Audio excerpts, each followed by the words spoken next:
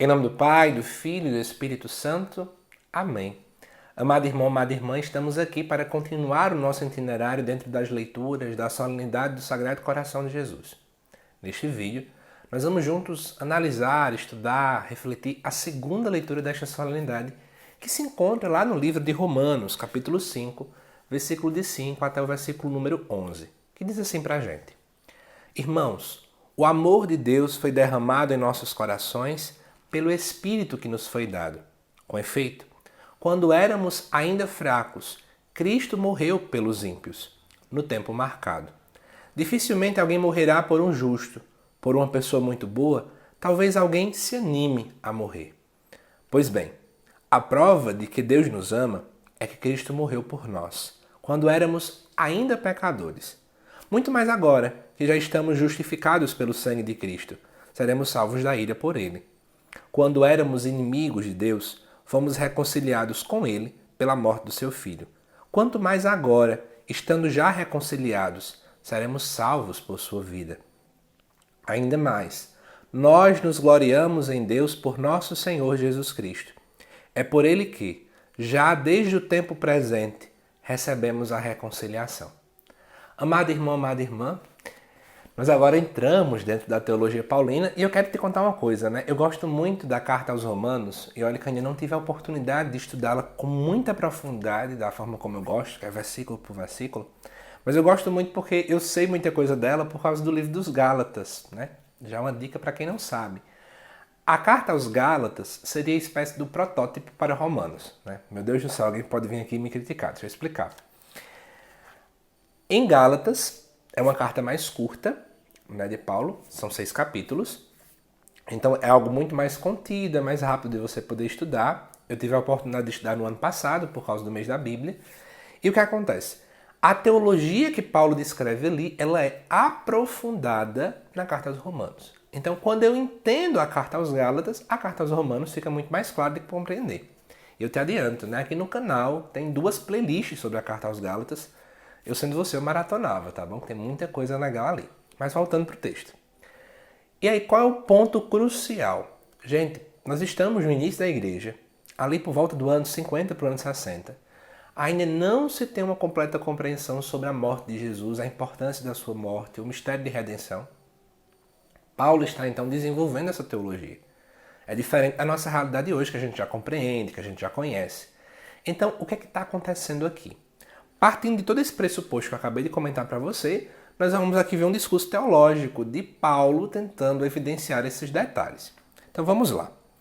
Vamos agora versículo por versículo. Ele começa: Irmãos, o amor de Deus foi derramado em nossos corações pelo Espírito que nos foi dado.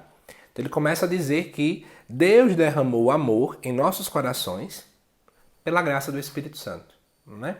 Isso aqui, inclusive, esse versículo eu já comentei em outro vídeo, não vou tocar muito nessa parte. Eu quero vir em diante. Aí ele começa a justificar o que ele acabou de falar. Quando éramos ainda fracos, por que essa palavra fraca ele usou aqui? Porque pelo pecado nós estamos extremamente frágeis. Quem nos fortalece é a graça de Cristo. Então, quando éramos ainda fracos, né, Cristo morreu pelos ímpios no tempo marcado. Então, primeira coisa, quando a gente era frágil, Cristo morreu por todo mundo que não prestava, né, todos. Morreu por todo mundo ali.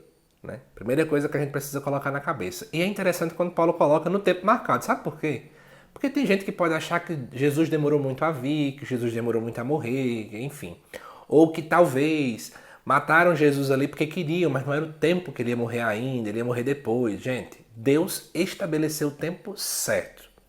Essa é a doutrina da igreja. Jesus não veio antes nem depois do tempo, foi na hora exata. A morte de Jesus não foi um fracasso do projeto de Deus, pelo amor de Deus. E aí, versículo 7. Dificilmente alguém morrerá por um justo. De fato, né? A gente não vai querer morrer por uma pessoa. Talvez, se a pessoa for boa, a gente até querer morrer. É o que Paulo diz. E aí vem no versículo 8, a grande prova. E aí, só uma pausa. Se você tem acompanhado as reflexões desta solenidade, todos os textos refletem a dinâmica do pastor. Né? Deus que é pastor. E agora vem a prova cabal do verdadeiro pastoreio de Jesus. Tem hora que a gente acha que o pastoreio de Cristo é apenas pensar no amor. Sim, não está errado. Mas a prova cabal deste amor é algo que é sofrimento. Foi a morte na cruz. O verdadeiro pastoreio de Jesus, ele foi evidenciado na cruz. E aí vamos ver isso aqui, ó. Pois bem, a prova de que Deus nos ama é que Cristo morreu por nós quando éramos ainda pecadores. Em outras palavras, veja bem, olha o que é que Paulo está querendo dizer. Talvez fosse mais lógico Deus então nos santificar, tirar de nós todo o pecado. Vamos pensar aqui, vamos tentar fazer um esforço. Imagina que Jesus institui o sacramento do batismo, institui o sacramento da confissão antes da sua morte, tudo isso aqui bem direitinho. E aí ele diz assim, então, eu quero morrer por vocês. Mas para isso eu vou precisar batizar todo mundo, confessar todo mundo. Depois desse grande arrependimento, vou inclusive instituir a Eucaristia agora, todo mundo vai comungar para estar em estado de graça, porque aí eu vou morrer. Porque só faz sentido morrer por uma pessoa justa. Mas na verdade, verdadeira, não foi isso que Jesus fez. E é isso que Paulo está querendo dizer. E aí é a coisa linda, né? Ele morreu por aqueles que não prestavam. Ele morreu para aqueles que nem sequer queriam ouvir sua palavra. Ele morreu até por aqueles que estavam com ele, os discípulos que estavam ali caminhando, os 12, que durante a caminhada até Jerusalém faziam tanta burrada, né? Mesmo quem caminhava com ele. Ele morreu por estes. E aí, continuando. Muito mais agora, que já estamos justificados pelo sangue de Cristo, seremos salvos da ira por ele. Ou seja, agora a gente já se tornou justo pelo sangue de Cristo. É o sangue de Jesus que nos justificou, ou seja, nos tornou justos. Ou seja, nos salvou. E aí, versículo 10. Quando éramos inimigos de Deus por causa do pecado, fomos reconciliados com ele pela morte do seu filho. Quanto mais agora, já reconciliados, seremos salvos por sua vida.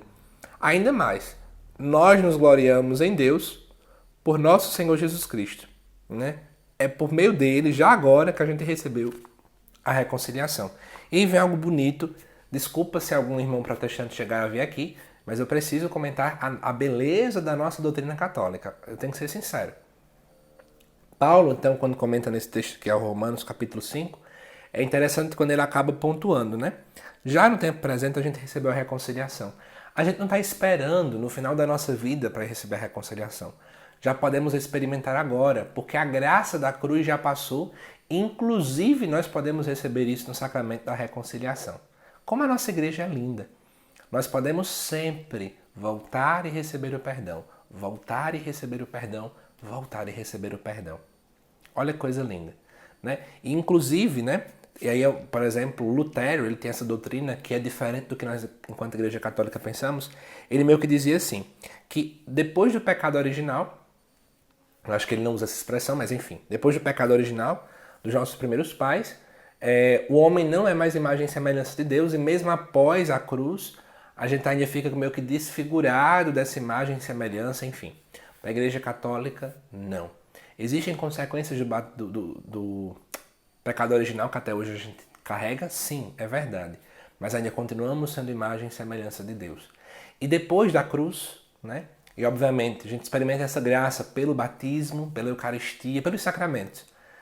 A gente tem a graça de poder, já agora, no hoje da nossa vida, sermos sempre reconciliados. Sempre termos a experiência com o bom pastor que cuida de nós. Então é isso, amado irmão, amada irmã. Espero que você tenha gostado desta reflexão. E eu te aguardo, tá bom? Eu ia lançar às 6 horas da tarde o Evangelho, mas eu vou lançar às 3 da tarde nesta quarta-feira, tá bom? Atenção, 3 da tarde, o Evangelho da Solenidade, tá bom? Então aguarde por aqui no canal. Tem muita coisa legal aí nesse Evangelho também pra gente poder discutir, tá certo? Que Deus te abençoe, amado irmão, amada irmã, e até mais.